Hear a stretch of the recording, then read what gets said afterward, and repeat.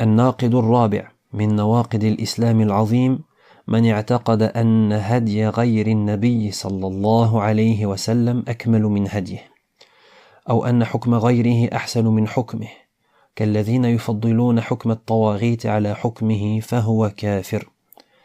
ومن اعتقد أن الأنظمة والقوانين التي يسنها الناس أفضل من شريعة الإسلام أو أنها مساوية لها أو أنه يجوز التحاكم إليها ولو اعتقد أن الحكم بالشريعة أفضل أو أن نظام الإسلام لا يصلح تطبيقه في القرن العشرين أو أنه كان سببا في تخلف المسلمين أو أن الإسلام يحصر العلاقة بين العبد وربه في المسجد فقط دون أن يتدخل الدين في سائر شؤون الحياة.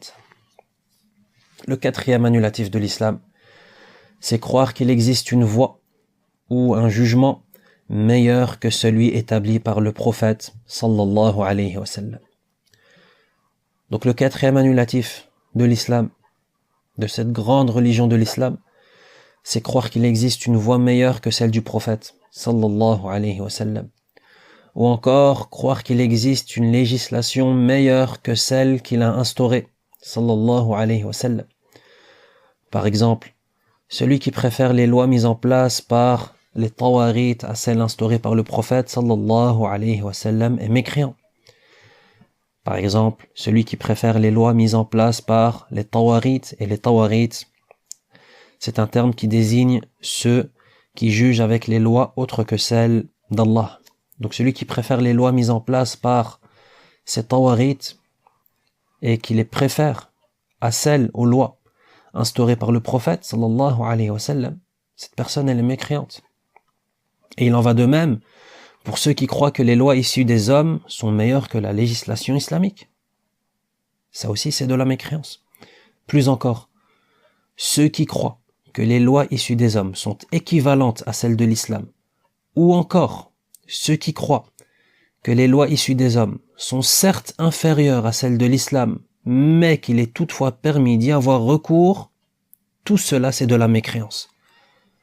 Donc même croire que les lois issues des hommes sont équivalentes à celles de l'islam, ou plus encore, qu'elles sont inférieures à celles de l'islam, mais qu'il est permis d'y avoir recours, tout cela c'est de la mécréance. Pourquoi ? Car cela reviendrait à rendre licite quelque chose qu'Allah a rendu illicite. Ou encore, croire que la législation islamique n'est pas applicable au XXIe siècle et que cette législation islamique est un facteur de régression pour les musulmans. Toutes ces pensées, c'est de la mécréance. Ou encore, le fait de croire que l'islam c'est une religion qui régit seulement les relations qu'entretient le serviteur avec son Seigneur à la mosquée et que l'islam ne s'intéresse pas aux autres aspects de la vie. Tout cela c'est de la mécréance. ويدخل في ذلك أيضا من يرى أن إنفاذ حكم الله في قطع يد السارق أو برجم الزاني المحصن لا يتناسب مع الوقت الحاضر وأنه وحشية ينبغي أن يرتفع عنها ذوق الناس. Parmi les autres exemples de ce quatrième annulatif de l'islam, il y a également le fait de croire que l'application des peines légiférées de l'islam, telles que le coupage de la main du voleur ou encore la lapidation de celui qui commet l'adultère, que toutes ces peines légiférées en islam ne conviennent pas à notre époque, mais qu'au contraire, il s'agit de pratiques barbares dont il faudrait se séparer. Penser de la sorte, c'est de la mécréance. Et c'est un annulatif de l'islam. ويدخل في ذلك أيضا كل من اعتقد أنه يجوز الحكم بغير شريعة الله في المعاملات أو في الحدود أو في غيرهما وإن لم يعتقد أن ذلك أفضل من حكم الشريعة لأنه بذلك يكون قد استباح ما حرم الله مما هو معلوم من الدين بالضرورة ذلك كما في الزنا والخمر والربا والحكم بغير شريعة الله فمن فعل شيئا من ذلك فهو كافر بإجماع المسلمين. Ce quatrième annulatif de l'islam englobe également ceux qui croient qu'il est permis d'avoir recours à des lois autres que celles d'Allah dans le domaine des relations humaines, dans le domaine des peines légiférées ou autres. Et cela quand bien même il considérerait que ces lois étrangères à l'islam sont inférieures à celles de l'islam. Donc même si il croit que ces lois issues des hommes, étrangères à l'islam, sont certes inférieures à celles de l'islam, mais qu'il est permis d'y avoir recours, même ça c'est de la mécréance.